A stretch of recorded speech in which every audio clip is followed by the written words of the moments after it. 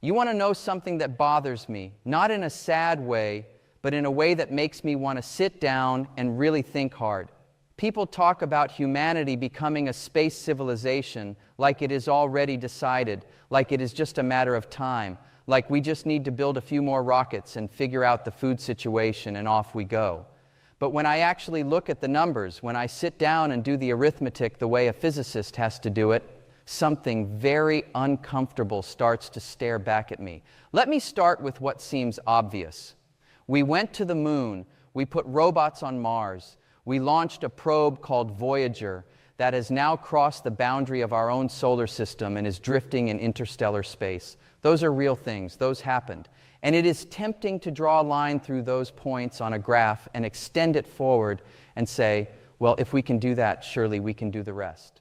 But that kind of thinking is exactly where people go wrong in physics all the time. You cannot just draw a line. You have to understand what is actually limiting you. And the thing limiting us is not engineering cleverness or political will or funding. It is something much deeper and much less negotiable. It is physics itself. Here's the core problem. Space is not merely big. Space is almost incomprehensibly empty and hostile and large in a way that makes our best technology look like a child trying to empty the ocean with a spoon.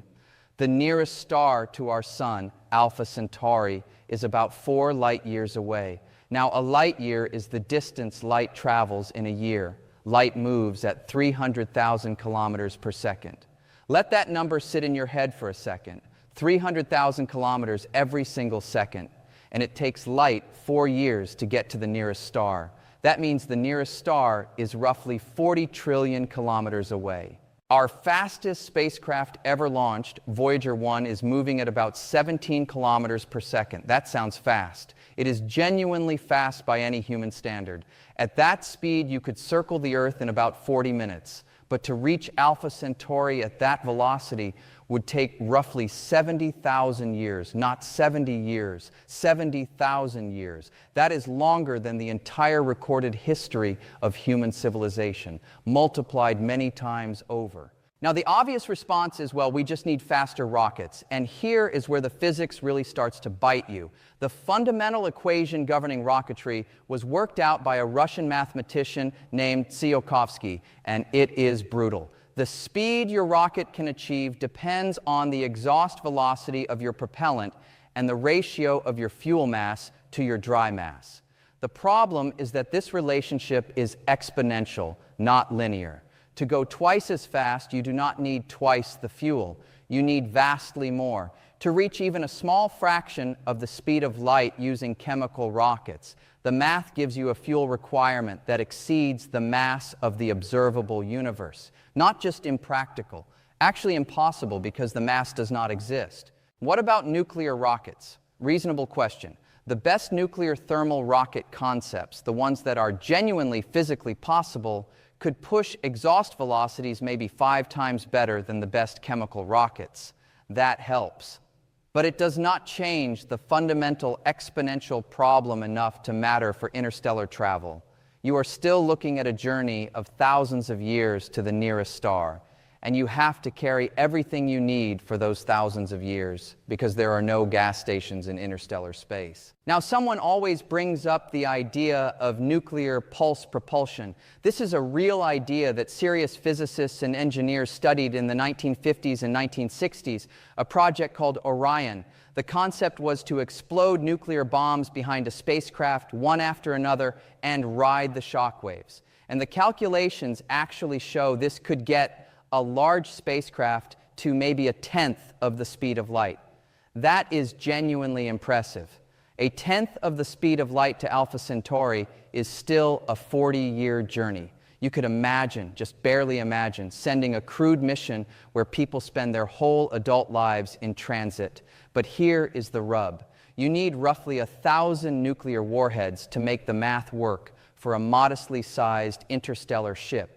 And when you detonate nuclear bombs in space, you produce enormous quantities of high-energy radiation that would almost certainly kill the crew unless you have shielding so thick it makes the mass problem catastrophic again.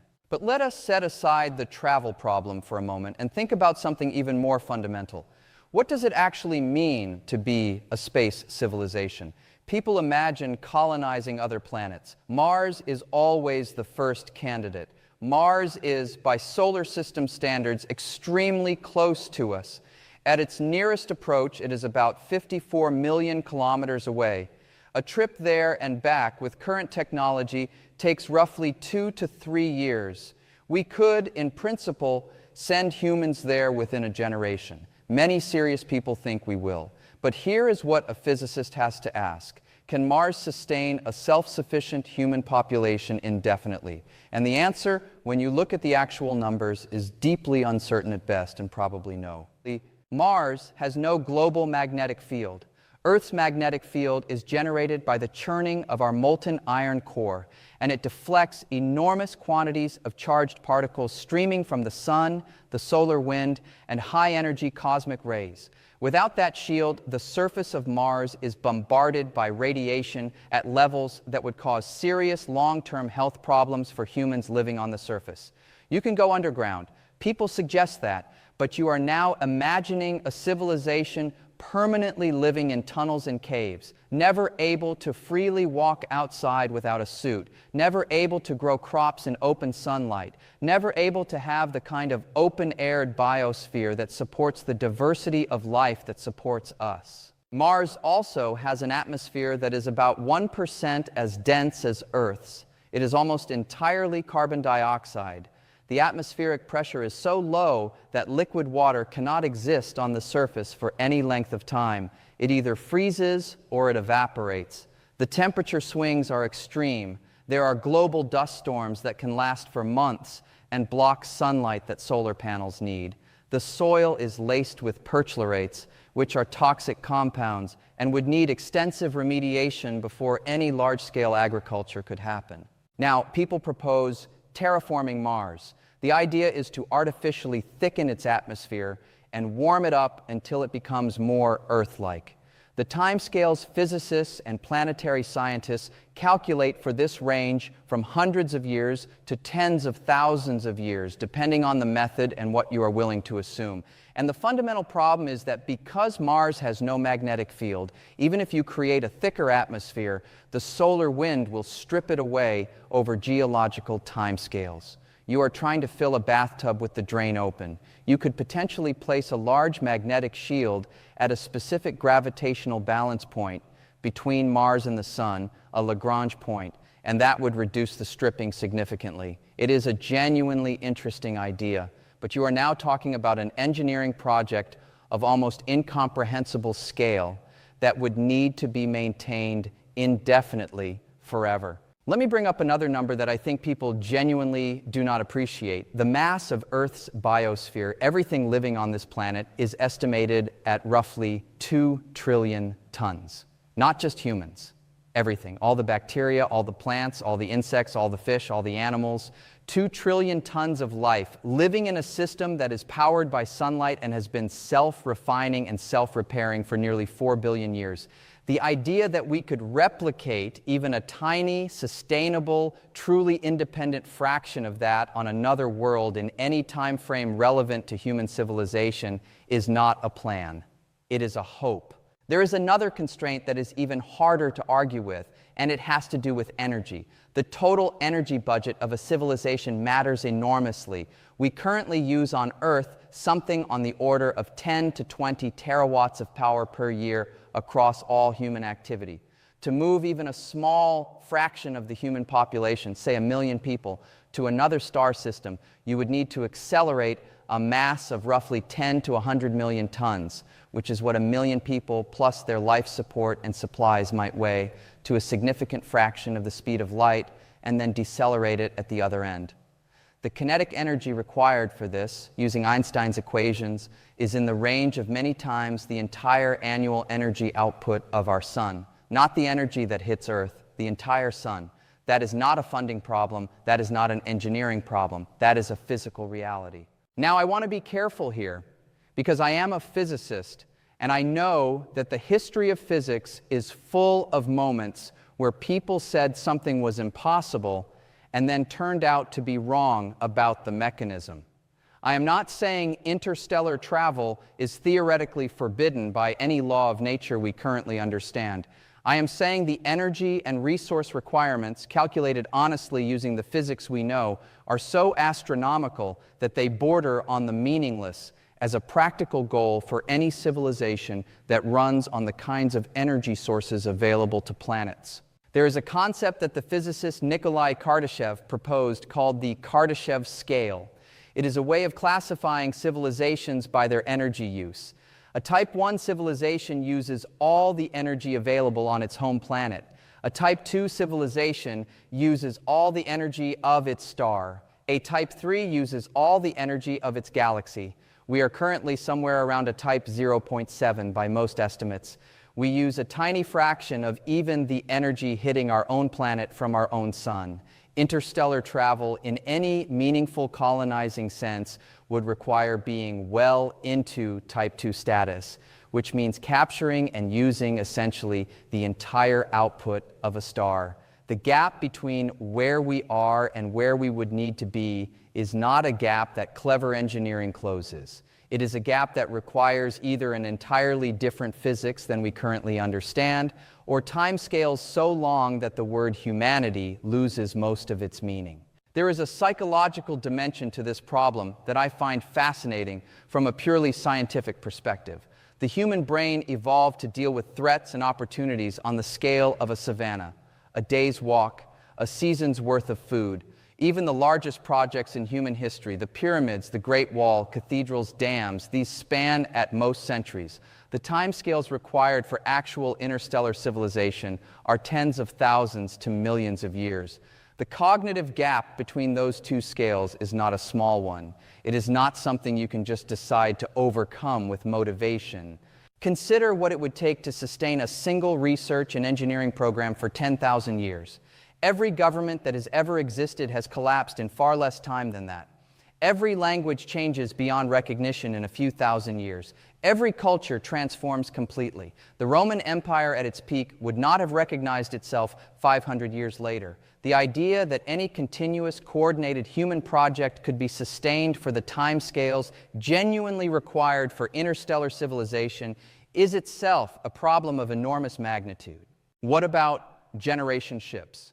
The idea is that you send a large enough population that they can sustain themselves biologically and culturally for hundreds or thousands of years in a spacecraft, eventually arriving at a destination star. This has been studied seriously by biologists and social scientists. The minimum viable genetic population to avoid inbreeding collapse over a long voyage is estimated to be somewhere between 10,000 and 40,000 people. You need enough genetic diversity that over many generations you do not lose the diversity required for a healthy population. And you need to maintain social cohesion and technological knowledge across many generations in an isolated, resource-limited, high-stress environment.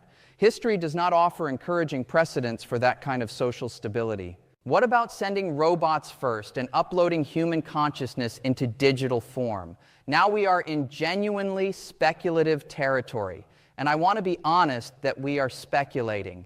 The physics of information storage and transmission does not prohibit this in any obvious way. But we have no evidence that human consciousness is the kind of thing that can be copied and transmitted. The brain is not a computer in the simple sense. It is a biological system of enormous complexity. And what makes it generate subjective experience, if it does in any meaningful way, is not understood. Betting the future of civilization on a technology with zero demonstrated existence is a different kind of problem than an engineering challenge. And yet people keep imagining this future, and I think I understand why. And it is not irrational. The instinct that life should spread, that it should persist, that it should not be confined to one fragile rock in a very large and indifferent universe, that instinct reflects something real about how complex, organized matter in the universe tends to behave when it can. Life on Earth, given any opportunity, fills every available niche. It goes to the bottom of the ocean, to the top of mountains, into acidic hot springs, into Antarctic ice. That pattern is real. but there is a difference between filling every niche on a single connected biosphere and crossing the void between stars. The void between stars is not a difficult niche. It is not a niche at all. It is just absence. And absence does not yield to biological ingenuity in the way difficult environments do. So what do I actually think? I think humanity, in any form recognizable as human, will almost certainly never become what science fiction means by a space civilization, meaning a species that spreads across multiple star systems and maintains a truly spacefaring culture across interstellar distances. The physics is not accommodating. The energetics are not accommodating. The timescales required are not accommodating to any project that depends on continuous human culture and intention. What I think is more likely and more interesting in some ways is that humanity will probably remain essentially a single planet species for the foreseeable future, with perhaps a modest permanent presence elsewhere in our own solar system, a base on the moon, possibly an outpost on Mars that requires constant resupply from Earth and is not truly self-sufficient. That is genuinely achievable. That is interesting. That is worth doing for scientific reasons alone. And maybe in the very deep future, if something like human civilization persists for millions of years, which is not guaranteed at all, and if physics has some surprises for us that we have not yet discovered, then something might cross the gap between stars. But it will not look like us. It will not remember us. It will not carry our culture or our languages or our arguments about politics. It will be something new. The universe is not obligated to be accommodating to the ambitions of any particular arrangement of atoms that achieves self-awareness on one small planet. That is not pessimism.